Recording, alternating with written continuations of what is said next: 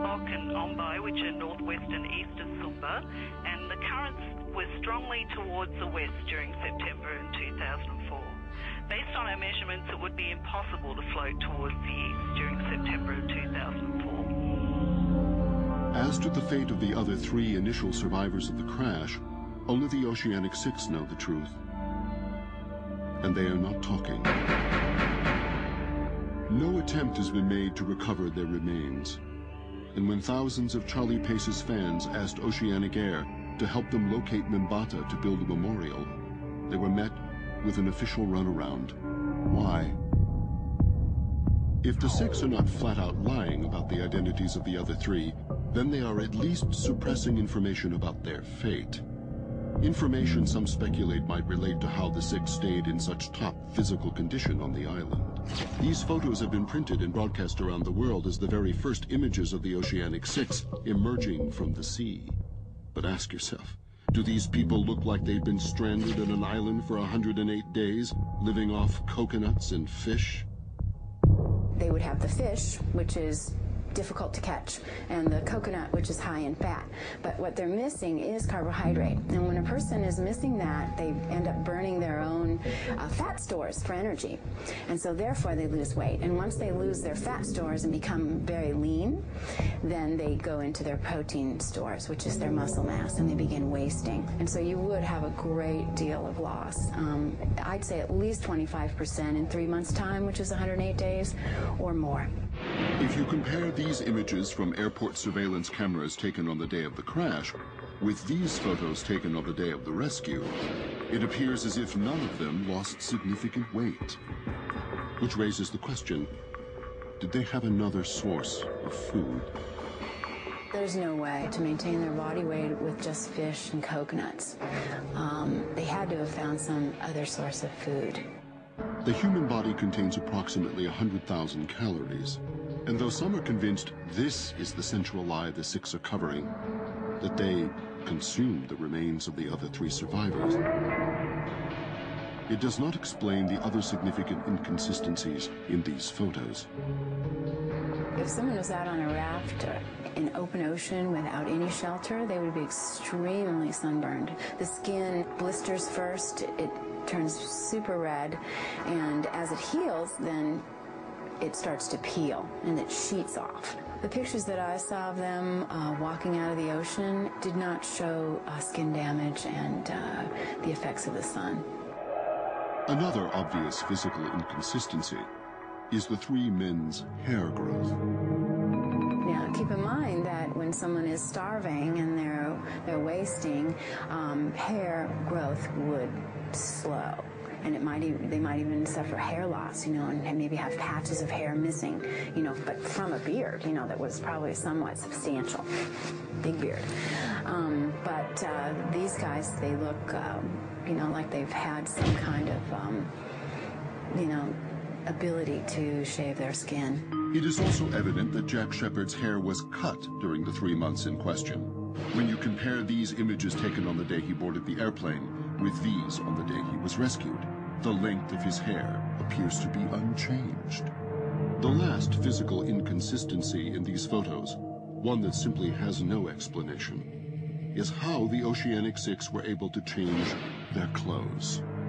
All of which raises the question, where could the Oceanic 6 have been for 3.5 months where they could eat a high-caloric diet, stay out of the sun, shave, get their hair cut, and get a new set of clothes? Probably the most glaring point of contention in the official story is the birth of Aaron Austin on the island. Not because Kate Austin could not have given birth on the island, but because she was never pregnant in the first place.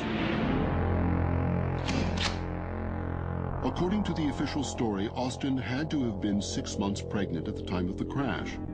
The following is a radio interview with Security Officer Shiana Mitchell 2 days after the Oceanic 6 press conference. All right, Shiana, you say you met Kate Austin on September 21st, 2004, the night before the crash. Is this correct? Yeah, that's right. She was in the custody of a U.S. Marshal, and he needed some place to hold her for the night, so we just admitted her to the airport jail. Okay, were you in a position, to see whether or not she was pregnant? Well, yeah, I mean, I was the one that admitted her, and seeing I was the only female on duty, I gave her the routine exam. And is there any way, shape, or form, in your honest estimation, that she could have been 6 months pregnant at the time? Nah, I mean, I've got 3 kids myself, and I know what happens to the body, and no, this bird was not pregnant at all, no. 1 month later, Mitchell released an official statement to the press, mysteriously recanting her story, claiming she is not a qualified medical person and therefore unable to determine whether or not Kate Austin was 6 months pregnant. A fetus at 6 months is at least a pound and a half, and probably about this large. So a fetus is fully formed at 6 months. It's just waiting to mature for delivery. And a baby this large, with the large amount of amniotic fluid, is going to enlarge the uterus. So a woman who's 6 months pregnant has a significant enlargement of her abdomen. The only time a woman could be pregnant with a baby this large and not be showing is if she were obese. Kate Austin could have been pregnant, but Kate Austin was not 6 months pregnant. These ladies are 6 months pregnant. Their breasts are enlarged. They're preparing for lactation to feed the baby. The uterus is enlarged, which makes a woman look like she's carrying a honeydew melon. This is what a lady looks like when she's 6 months pregnant. So if Kate Austin was not pregnant, where did Aaron come from? It's clear he had not yet been born on the day of the crash, and there is no official record of another pregnant woman being on board. Danny Barnes was passing through the Sydney International Airport on September 22, 2004, and met one of the other passengers of Flight 815 in an airport cafe. I was going into the coffee shop to get tea, actually to have a cup of tea, and I noticed that there was a girl, pregnant girl, talking to a pilot, and she was pretty pregnant. I was 7 weeks pregnant at the time, and just really felt like, I don't know, I could chat with her and see if she had some good advice. Anyway, so I approached her after the pilot left, and we just chatted about where she was going. You know, I know for a fact it was Flight 815. She told me where she was going, to LA. So I just sort of said I'm at the beginning, you know, she gave me all the scoop about, you know, what it's like, and she was a single mum too, and so was I. So we just really, really connected. Her name was Claire. I know for a fact that it was Flight 815. She told me that, so. If Claire is Aaron's mother, it would explain why he appears older than was reported at the Oceanic News Conference. That baby is a lot larger and more developed than a 5-week baby. That baby looks like it's at least 2 months because of the size, the motor development, the alertness. That baby was not a 5-week baby. But if Claire is actually Aaron's mother, when and where did she give birth to him? And more importantly, where is she now?